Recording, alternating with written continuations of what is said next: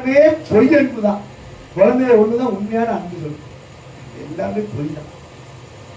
நான் முதல்படுத்துவோம், நான் 100% சொல்லிக்கலாம். ஆனால் அப்படிலாம் கிடையாது. 99% தான் இருக்கும். 1% இன்னும் சரி பண்ணணும். இன்னும் சரி பண்ணணும்னா இன்னும் வேலைகள் பார்க்கலாம். 99 பண்ண போய் தான் உங்களை வேலைகள் பார்த்துக்கிட்டு இருக்கோம். 100% வாங்கிட்டு இருக்கோங்க. ஒன்று நான் இருக்க முடியாது இந்த உலகத்துல. இது கழிவுக்கும். அதனாலதான் முந்தா நாள் எனக்கு அந்த பாலை ஊற்றி அதை செஞ்சுட்டிய காரியத்தை செஞ்சுட்டிய. அந்த மரணத்தெல்லாம் சொல்லிக்கிட்டே இருக்கணும்லாம். எனக்கு இந்த 2 ஆண்டுகள் தான் இருப்பேன், போன இந்த 1 வருஷம் தான் நான் இருப்பேன். நீங்க தான் 60 செய்வீங்க. நான் இப்படி தான் இருக்க 4 வருஷமா கொரோனாக்கும் சொன்னேன். ஒரு 4 ஆண்டுகள் இருப்பேன், இன்னொரு 3 ஆண்டுகள், போன 2 ஆண்டுகள் சொன்னேன், பிறகு 1 ஆண்டுகள் சொன்னேன். என் வீட்டம்மா இந்த பேச்சை நீங்க 10-2 பேசக்கூடாது, போராட்டிக்கு நீங்க போக வேண்டியதானே அதுக்கு சொல்லுது, அதுல சங்கடப்படுத்துது. சொன்ன கணக்கு சரியா போச்சா? அதை நானா திட்டப்பட்டு எதுவும் செய்யல. ஒன்ன நான் கூப்பிடத்தான் செஞ்சேன்.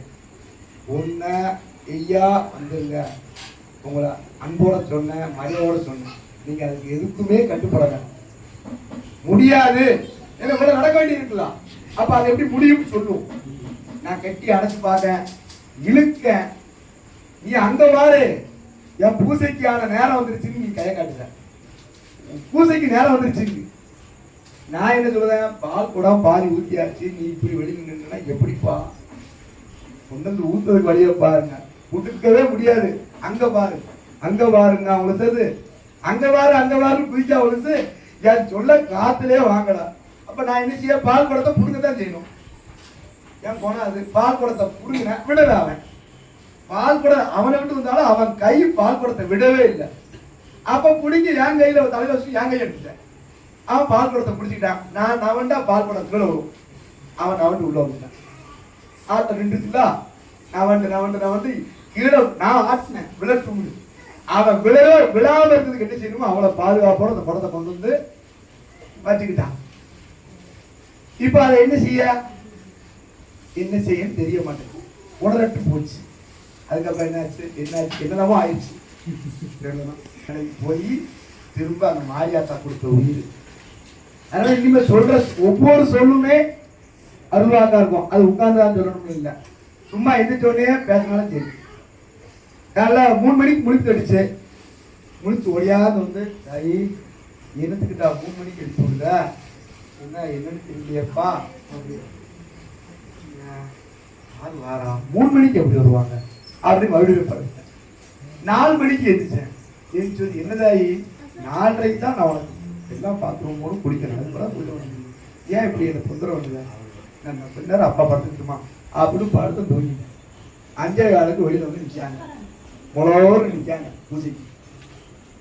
அப்ப அவங்க சொல்றாங்க 3 மணிக்கு நாங்க வண்டியை கிளப்புனோம், 4:20க்கு நம்ம ஊருக்கு வந்துட்டோம்.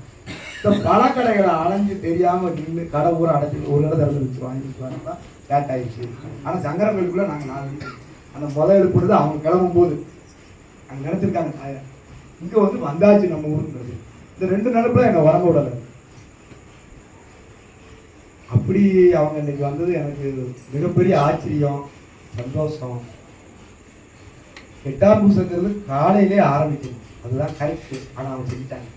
காலையிலே 10 உடுத்தி புது பட்டு உடுத்தி அவளுக்கு பல வகைகள் 5 வகையான பல வகைகள் வாங்கிக்கணும். அவங்கள நான் வாங்கிட்டுலாம் வரணும். வந்தவங்க யாருன்னு எனக்கு தெரியும். அவங்க யாருன்னா அந்த அக்காவோட மகா, அவங்க மாப்பிள்ளை. அவங்க இதுவரைக்கும் வந்ததே கிடையாது, அங்கேயும் வந்தது கிடையாது, நம்மளை பார்த்ததும் கிடையாது. ஆனா அவன் கல்யாணத்துக்கு போன வருஷம் நான் கல்யாணத்துக்கு வந்துருக்கும் போது என் பிள்ளைக்கு ஆசீர்வாதம் பண்ணாங்க. அடுத்த வருஷம் நான் இருமுடி போகும்போது முதல்ல கல்யாணம் பண்ணிருக்கேன். இருமுடி போகும்போது இதுதான் போகும்போது போன வருஷம் அது மாதிரி போகும்போது கல்யாணம் முடிஞ்சது. அதான் நீ கல்யாணம் கொஞ்சம் தேடி வந்து முன்கூட்டி போயிட்டு வந்தோம், வேற ஒன்றும் இல்லை. அடுத்த வழிதான் போகணும். அதனால அவளுக்கு கல்யாண நாள் வந்து பின்னால வந்துருச்சு. நம்ம அங்க இருக்கும்போது அவர் சொன்னாங்க கல்யாணம். அவர் கல்யாணத்துக்கு நான் போனேன், வந்து உடனே கல்யாணத்துக்கு போயிட்டு வந்தேன். அவங்க கல்யாணத்துக்கு போகும்போது அந்த பாப்பாவை போய் பார்த்தது, அந்த மனநல பாதிக்கப்பட்ட பாப்பா. தொட்டு நமக்கு சொந்த பந்தங்கள்லாம் வந்துருச்சு.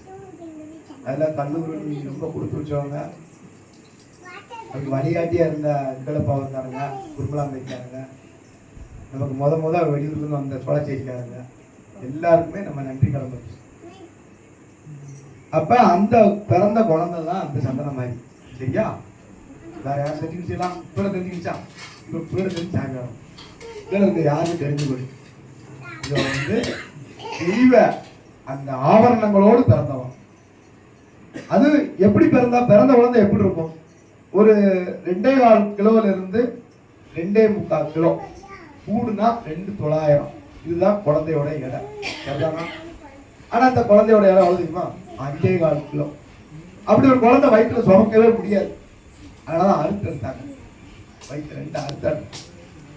அந்த குழந்தை மடி பிடிக்காம இங்க இருந்து வரைக்கும் இவ்வளவு தூரம் பெரிய பிள்ளை. அந்த முகம் அது இன்னைக்கு என் கண்ணுக்குள்ளே இருக்கு. அவ்வளவு ஒரு அழகு தெய்வம். அதெல்லாம் தெய்வமா கும்பிடுறோம். அவன் கேட்ட வரத்தெல்லாம் கொடுத்தான். சிறுமியாரியோடைய வேலை என்னன்னா உங்களுக்கு எல்லாத்தையுமே கொடுப்பான். இன்னும் தனியா அவள் கிடையாது. எல்லாம் வந்த தாய். சந்தன மாதிரி ஸ்பெஷல். இந்த டாக்டர் இருப்பாங்களா, காது முக்கு தொண்டை பால் டாக்டர் தனித்தனியா ஸ்பெஷலிஸ்ட். அது மாதிரி சந்தன மாதிரி குழந்தைக்கு மட்டும்தான். வேற இவ வந்து எல்லாமே. இப்ப என்ன ஆகுது? இதுகளுக்குள்ள போட்டி வந்து இப்ப அவங்க வராமலே இருந்த சந்தன மாதிரி வந்துட்டா. வந்த பிறகு 2 பேரும் ஒன்னாகி 2 பேரும் இணைஞ்சு பிள்ளைகளுக்கு அருள்வாக்கு சொல்ற அளவுக்கு கொண்டு வந்து என்ன விட்டுட்டாங்க. நான் அருள்வாக்கு சொல்றவங்களே எனக்கு பிடிக்காது. இது ஒரு குழப்பா செய்யறாங்க நான் நினைக்கிறேன். இப்பவும் நினைக்கிறேன்.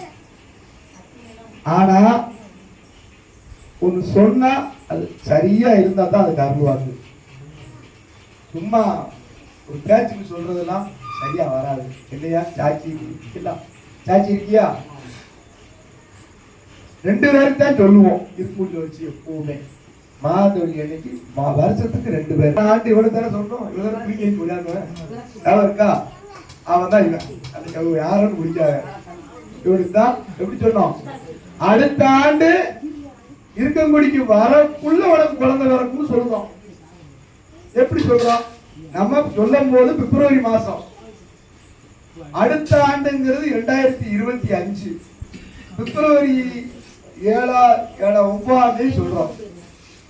பிப்ரவரி, March, April, May, June, July, August, September, October, நவம்பர்ல குழந்தை பிறக்கிறது. ஆனா எப்ப பிறந்தது? கேட்டுதானா? அப்ப நம்ம சொன்னாலே சடிச்சிருந்தது. அப்படித்தானே அர்த்தம் அதுக்கு. உனக்கு அடுத்த ஆண்டு நாங்க வரும்போது குழந்தை இருக்கும் அப்படி சொல்லும் போது அது கரு விட்டு இருக்குது. அதான் அதே மாதிரி அவங்க வரும்போது அவன் நம்பிக்கை இல்லாம இருந்தவா வந்தான். அவன் வரும்போது மாரியாத்தா கூடயே வந்தான். இவங்க உடம்புலையும் புதுந்தான், உன் வீட்டம்மா உடம்புலையும் புதுந்தான். நான் காப்பு கட்டுதேன். எனக்கு அவ்வளவு சந்தோஷம். நான் எல்லாரும் சந்தோஷமா தான் கட்டுவேன். மாரியாத்தாளுக்கு காப்பு கட்டுற பாக்கியத்தை எனக்கு கொடுத்துருக்கேன். 7 பேர் உடம்புல பூந்து வந்து காப்பு கட்டுப்பான். அப்படி போன ஆண்டு. இந்த ஆண்டு அப்படி எதுவுமே இல்லை. யார் உடம்புலையும் கூறல. ஆனா சமயபுரத்தா மட்டும் ஒரு உடம்புல பூந்து வந்துச்சு. அது போயிட்டு வந்துச்சு. கொஞ்ச நேரம் இருக்கும் உடம்புல, கொஞ்ச நேரம் போயிடும். சரிதானா? புரிஞ்சுக்கிட்டீங்களா? உங்களுக்கு என்ன காரணங்கிறத தனியா சொல்லியாச்சு. அதுக்குள்ள என்னைக்கு என்ன செய்யணும்னு சொல்லியாச்சு. ஏன்னா அங்க சொல்லும் போதே ஒரு வார்த்தை சொல்லிட்டோம். இது 1 ஆண்டு, இதை விட்டா 3ஆம் ஆண்டுன்னு சொன்ன. ஆனா இவருக்கு அப்படி சொல்ல. நான் இந்த பிள்ளை வேலை கொடுத்துக்கிட்டு இருக்கேன், அவன் எங்க தூங்கிக்கிட்டு இருக்கான் அப்படின்னு. தூங்கறதுக்கு வந்திருக்கான், நான் கொடுக்கறதுக்கு வந்திருக்கான், அவன் தூங்கிக்கிட்டு இருக்கான், எழுப்பி அவனை அப்படின்னு பதறிட்டு வந்தாரு. சாமி அவர் வந்து பாம்புக்கு பர்மா இருந்தார், சேவை செஞ்சிருக்காரு, சாமி ஆகிருக்காரு, நடந்து வந்திருக்காரு. உழவு இருக்கும்போது தூக்கம் வரத்தான் நீங்க சரிதானா? சினிமாரியை பார்க்க வருவார் வாரம். யாரையும் கருங்க மாட்டாரு. வருவாரு, புதுசாக நடந்துகிட்டு இருக்கோம். அவர் வாடு கும்பிடுவாரு. அன்னதானம் போட்டுக்கிட்டு இருந்தா சாப்பாடு வச்சா சாப்பிடுவாரு. ஏன்னா அதை ரொம்பவே மாட்டாரு. அவருக்கு போயிடுவாரு. நான் அவனை சொல்லுவேன், உன் வீட்டம்மாவை கூப்பிட்டு வர மாட்டேங்கியப்பா, நீ மட்டும் இப்படி வாரையா. நான் சொல்லிட்டேன், அவன் வரும்போது வருவான். என்னென்ன சொல்லுதியா? ஆனா காப்பு கட்டும் போது ஒழியாந்துட்டான். அப்ப அந்த நேரம் நல்ல நேரம் வரும்போது தானே வருவான். உண்மை அதுதான். இனிமே வந்து நல்ல நேரம் வரும். ஐயா இந்த ஆண்டு வந்து கிரகம் எடுத்தாங்க. கிரகம் அப்படிங்கறத நீங்க நல்லா தெரிஞ்சுக்கணும். யாருமே கிரகத்துல தப்பவே முடியாது, அதை அனுபவிச்சே ஆகணும். ஒரு வட்டங்கிறது 60 ஆண்டுகள், தமிழாண்டுகள். அதுல 9 கிரகங்கள் சுத்தி வரும். ஒவ்வொரு கிரகங்களும் ஒவ்வொரு திசைகளா பிரிச்சு 12 ஆண்டுகள், 8 ஆண்டுகள், 7.5 வருஷம், இப்படி ஒன்னொன்னும் அதோடைய தகுதி தக்கன வந்து நம்ம உடம்புல பூந்து நம்ம ஆய்வுல இருந்து போயிடும். 60 ஆண்டுகளுக்கு மேல நம்ம இருந்தோம்னா திரும்ப நம்ம பிறந்த இது வந்துடும், அந்த திசை வந்துடும். இப்போ குரு திசையில பிறந்திருக்கோம், நமக்கு 68 வயசு ஆச்சுன்னா இன்னொரு குரு திசை வந்துடும். இதுதான் இயற்கை. இதை யாராலையும் மாற்ற முடியாது, மாற்றவும் கூடாது. ஆனா இவ்வளவு ஆண்டா இல்லாம இந்த ஆண்டு ஏன் கிரகம் எடுப்பாரு அப்படின்னா, எனக்குன்னு ஒரு விதி இருக்கும்ல, எனக்குன்னு ஒரு கிரகம் இருக்கும்ல, அந்த கிரகத்தை மாத்தி அந்த மரணத்தை ஜெயிக்கிறதுக்கு தான் எடுத்திருக்காரு அவரு. ஆனா அவருக்கே தெரியல. அம்மா சொன்னா நான் எடுத்தேன், ஒரே வார்த்தை. அம்மா என்ன கிரகம் எடுக்க சொல்லுதா, நான் எடுக்க போறேன். எடுக்கலாமா? எடுங்க, தாராளமா எடுங்க. சரிதானா? அது வந்து குருவுடைய கிரகத்தை சரி பண்ணிருக்காரு. அப்ப உங்களுக்கு எல்லாருக்குமே நல்லது. வீட்டுல பெண்ணு சந்தோஷமா இருந்துட்டு அந்த குடும்பம் எல்லாருமே நல்லா இருக்கும். அந்த பெண்ணோடைய கண்ணீரோட அந்த பெண் இருந்தா அவ புருஷனும் நிம்மதியா இருக்க முடியாது, இந்த பிள்ளைகளும் அந்த வீட்டுல இருக்க பெரியவங்களும் நிம்மதியா இருக்கும். அதே மாதிரிதான் குரு சந்தோஷமா இருந்துட்டா சிஷியர்களுக்கு பூரா கொடுத்துருவாரு. ஒரு குரு கிடைக்கிறத தான் வச்சுக்கணும் நினைச்சாலே அவன் குரு ஸ்தானத்துல அவன் குருவே கிடையாது, அவன் பூசாரி. கொண்டே குடிப்பீங்க, அவன் வச்சுக்கிறோம் காணிக்க. நீங்க நம்ம தொடுதப்பா தொடமா, நீங்க என்ன பொருள் கொடுத்தாலும் போகும்போது எடுத்து எடுத்து எடுத்து உனக்கு உனக்கு கொடுத்து எல்லாம் வெறும் வேலையாக தான் எனக்கு வழக்கம் வரும். எனக்கு ஏன் இதை கொடுக்கல அவள் வைப்பான். இது பேசிக்கிட்டே இருந்து கொடுக்காம சரி, இதை நான் என்ன செய்யணும்பா, இதை யாருக்கு கொடுக்க, எல்லா பிள்ளையும் பேரிச்ச பிறந்த நாளுக்கு யாருக்கும் கொடுக்கல, எல்லா பிள்ளையும் பேரிச்சு அப்படியே இருக்கு. குமிச்சுட்டாங்க, கொண்டு வந்து குறும்பலாம் போயிருக்காங்க, கிளவு வாங்குறாங்க, எல்லாருக்கும் குமிச்சிட்டாங்க. ஆனா யாருக்குமே கொடுக்கல. காரணம் இருந்திருக்கு, அங்கிருந்து சத்தம் போடுவேன், எல்லாரும் போயிட்டாங்க, என்ன செய்ய போறாரு அப்படின்னு எனக்கு தெரியலையேமா, ஆனா ஏதோ காரணம் இருக்கா அப்படிங்க. அப்ப முடிக்குளத்துக்காரங்க வந்து உட்கார்ந்தாங்க. என் பிள்ளை வந்து சாமி கூட வச்சு நீங்க விரட்டி விட்டிய முதல்ல அங்க வந்தாங்க. ஊர்ல மாரியாத்தா இருக்காளா கோயில், முத்துமாரி கோயில், அங்க கும்பிட வேண்டிய எங்க இருக்கு. அப்ப அதை விட இது பெருசு நம்ம முதல்ல அதே தப்பு. உன் தெய்வத்தோட இது பெருசு, என் தெய்வத்தோட அது பெருசு நினைக்கிறது தப்பு. எல்லா தெய்வமும் ஒண்ணுதான். சிலவன் நிலா வந்து எல்லா ஊர்லயும் இருக்கும், அவன் வந்து எங்க ஊர் நிலாமா, அவன் போனாம நிலா கூடயே போகணுமா, அந்த ஊர்ல போன் போட்டு கேட்டா அங்கேயும் நிலா இருக்கும். ஆனா ஒரே நிலா தான். அன்று வந்ததும் அதே நிலா, இன்று வந்ததும் அதே நிலா, என்று உள்ளதும் ஒரே நிலா. என்று உள்ளது ஒரே நிலா தான், ஒரே தெய்வம் தான், ஒரே இறைவன் தான். அவன் பேர் வச்சுக்கிட்டு தான் ஊர் பேரை நினைச்சுக்கலாம். இருப்புடி மாரியம்மா, பண்ணாரி மாரியம்மா, இவன் சங்கர கோயில் மாரியம்மான்னு வேண்டிதான். எல்லாமே ஒரே சக்தி தான், ஓம் சக்தி தான். அதை நல்லா புரிஞ்சுக்கோங்க. ஆனா சக்தி ஒண்ணு, ஆனா அதை வச்சிருக்கான் பாத்தியா, அவன் வேற, அவன் பூசாரி. அது சமுதாய கோயில், அங்க ஆள் போட்டு செய்தாங்க சம்பளத்துக்கு. அவனால ஒரு வாரத்தையும் அவளை வாங்கி கொடுக்க முடியாது. நீங்க தான் நேரடியா வாங்கிக்கணும். திருவிழாவில் சப்பரம் வருதுல, நீங்க அவளை வேண்டுனீங்கன்னா வேண்டு வரத்தை கொடுப்பான். ஆனா உங்களுக்கு வாங்கி கொடுக்க ஆள் ஏஜென்ட் இல்ல, இங்கதான் ஏஜென்ட் இருக்கு. இப்படியில இருக்கா அந்த பூசாரி உங்களை பத்தி கவலைப்பட மாட்டான், உங்களுக்கு பின்னால அவரோட தான் பார்ப்பான். போயா போயாதான் சொல்லுவான், வாயா வாயான்னு சொல்ல மாட்டான்.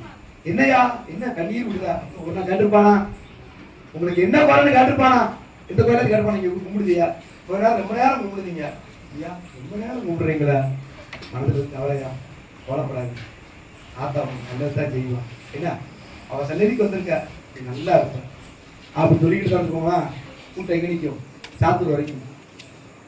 உண்மைதானா? ஆனா இங்க அப்படி இல்லையா, நீ எதுக்கு வந்த, என்னென்ன பண்ணுன எல்லாத்தையும் சொல்லணும். பாட்ராசு அன்னைக்கு கல்லூரியில என்னதான் சொல்றோம், மெட்ராஸ்ல நீ எங்க இருக்க, உன் வீட்டு பக்கம் என்னென்ன இருக்கு, அவளே ஆரம்பி